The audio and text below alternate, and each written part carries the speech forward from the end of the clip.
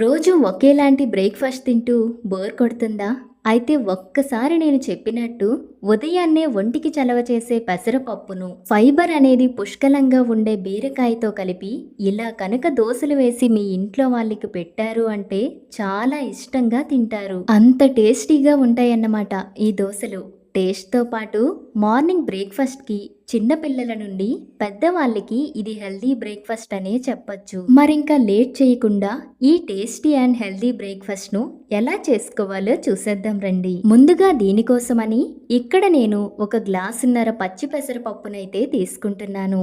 ఈ పెసరపప్పును ఒక బౌల్లో వేసి పప్పు మునిగేంత వరకు వాటర్ని వేసుకుని దీనిని ఒక 10 నిమిషాల వరకు నానబెట్టుకోవాలి. పెసరపప్పు అన్నది చాలా తక్కువ టైంలోనే నానిపోతుంది. ఈ దోశలకు పెసరపప్పును వేసి గ్రైండ్ చేయటం వలన పిండి అన్నది మెత్తగా వస్తుంది.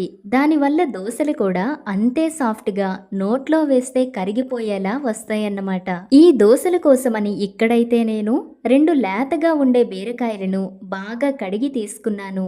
లేతవనే కాదు, మనం ఒక్కొక్కసారి మార్కెట్ నుండి తెచ్చినవి కూడా ముదిరిపోతుంటాయి. అలాంటివైనా ఈ దోశలకు యూస్ చేయొచ్చు.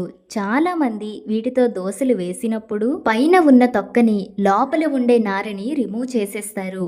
లేతవైనా ముదిరివి అయినా ఇలా తొక్కతో కలిపి ముక్కలుగా కట్ చేసి తీసుకోవటం వలన ఫైబర్ అనేది మనకి పూర్తిగా అందుతుంది.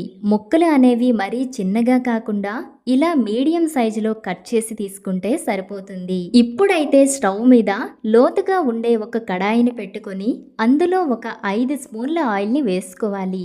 ఆయిల్ అన్నది కొంచెం హీట్ అయ్యాక ఈ ఆయిల్లో మనం ముందుగా కట్ చేసి పెట్టుకున్న బీరకాయ ముక్కలన్నింటినీ వేసుకొని మంటని లో ఫ్లేమ్లో ఉంచి ముక్కలని ఒకసారి బాగా కలుపుకొని మూత పెట్టుకోవాలి. ఈ ముక్కల్ని లైట్ గోల్డెన్ కలర్ వచ్చే వరకు చక్కగా మగ్గించుకోవాలి. అయితే మధ్య మధ్యలో మూత తీసి ఈ బీరకాయ ముక్కల్ని కలుపుతూ ఉండాలి. అప్పుడే అడుగు పట్టకుండా అన్ని వైపులా సమానంగా మగ్గుతాయి. ముక్కలు ఇలా దగ్గర పడ్డాక ఇందులో కొన్ని కరివేపాకు రెబ్బలు కూడా వేసి మరొకసారి కలుపుకొని స్టవ్ ఆఫ్ చేసేయండి. ఈ వేడికే కరివేపాకు మంచి వాసన వస్తుంది. ఇప్పుడు ఇవి పూర్తిగా చల్లారిన తర్వాత వీటినైతే ఆయిల్ నుండి సపరేట్ చేసి మిక్సీ జార్లో వేసుకోవాలి. మిక్సీ జార్లో వేసుకున్న బీరకాయ ముక్కల్ని అస్సలు పలుకు లేకుండా మెత్తగా గ్రైండ్ చేసుకోవాలి. ఇక్కడ చూడండి ఎంత క్రీమీగా, ఎంత సాఫ్ట్గా వచ్చిందో. ఇలా మెత్తగా గ్రైండ్ చేసుకుంటేనే దోశలు అనేవి చాలా టేస్టీగా వస్తాయి. స్పూన్తో తీసి చూపిస్తున్నా కదా, ఈ కన్సిస్టెన్సీ వచ్చేలా మిక్సీ పట్టుకోవాలి. ఇప్పుడైతే ఇలా గ్రైండ్ చేసిన పేస్ట్లో ముందుగా నానబెట్టుకున్న పెసరపప్పును ఒక 2-3 సార్లు శుభ్రంగా కడుక్కొని ఇందులో వేసుకొని మెత్తగా మిక్సీ పట్టుకోవాలి. బీరకాయతో కలిపి పెసరపప్పు వేయటం వలన ఇది ఒక కంప్లీట్ హెల్దీ బ్రేక్ఫాస్ట్ అయితే అవుతుంది. అవసరమైతే వాటర్ను కొద్ది కొద్దిగా వేసుకుంటూ వీలైనంత మెత్తగా గ్రైండ్ చేసుకోవాలి. ఇలా గ్రైండ్ చేసుకున్నాక ఇందులో 1 కప్పు ఉడికించిన రైస్ ని కూడా వేసుకొని మరొకసారి గ్రైండ్ చేసుకోవాలి. పెసరపప్పు బీరకాయతో పాటు ఉడికించిన రైస్ ను వేస్తే దోశలు అనేవి సాఫ్ట్ గా వస్తాయి.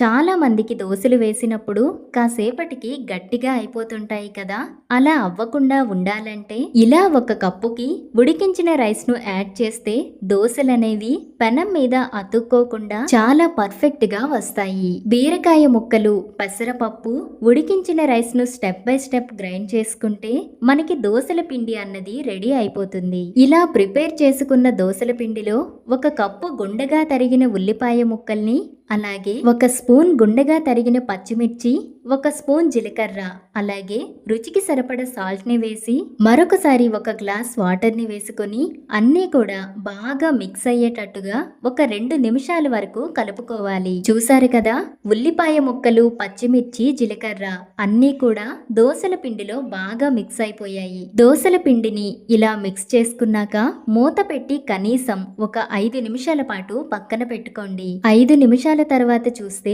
పిండిలో మనం వేసిన ఉల్లిపాయ ముక్కలు, పచ్చిమిర్చి, జీలకర్ర ఫ్లేవర్స్ అన్నవి పిండికి బాగా పట్టి దోశలు అనేవి కమ్మగా వస్తాయి. ఇప్పుడైతే స్టవ్ మీద పాన్ పెట్టుకుని పాన్ కొంచెం హీట్ అయ్యాక ముందుగా పాన్ మీద చేతితో కొంచెం వాటర్ ని వేసుకొని ఒక కాటన్ క్లాత్ తో అయినా లేదా నాప్కిన్ తో అయినా ఇలా పాన్ మీద వాటర్ ను బాగా స్ప్రెడ్ చేసుకున్నాక పాన్ అంతటా ఆయిల్ ని అప్లై చేసుకుని దోశ అన్నది ఏ సైజ్ లో కావాలి అనుకుంటున్నారో పెద్దది కావాలి అనుకుంటే పెద్దవి, లేదా చిన్న సైజులో కావాలి అనుకుంటే అలా కూడా వేసుకోవచ్చు. దోశ వేశాక చుట్టూ కొద్దిగా ఆయిల్ని వేసి మంటను మీడియం ఫ్లేమ్లో పెట్టుకుని కాల్చుకోవాలి. పైన ఉన్న పిండి ఆరిపోయి అంచులు ఎర్రగా మారుతున్నప్పుడు రెండో వైపు కూడా తిప్పుకోండి. చూడండి ఎంత మంచి కలర్ వచ్చిందో. సాఫ్ట్ గా ఇలా రెండు వైపులా చక్కగా కాలిన తర్వాత వేడి వేడి బీరకాయ దోశలను ఒక ప్లేట్ లోకి వేసుకుని వీటిని పల్లీ చట్నీ కాంబినేషన్ తో ట్రై చేయండి. అసలు ఈ కాంబినేషన్ చూస్తుంటేనే నోరు ఊరిపోతుంది కదా. సాఫ్ట్ గా ఉండే బీరకాయ దోశ, దానికి తోడు స్పైసీగా ఉండే పల్లీ చట్నీ. బీరకాయ తినని వాళ్ళు కూడా ఇలా చేసి పెడితే ఒక్కటి కూడా వదలకుండా తింటారు. రుచికి రుచిని ఇచ్చే ఈ హెల్దీ బ్రేక్ఫాస్ట్ ని మీరైతే అస్సలు మిస్ అవ్వకండి. వీడియో నచ్చినట్టయితే లైక్ చేయండి, షేర్ చేయండి. అలాగే ఇలాంటి మరిన్ని ఇంట్రెస్టింగ్ రెసిపీస్ కోసం ఇప్పుడే మన ఛానల్ ను సబ్స్క్రైబ్ చేసుకోండి.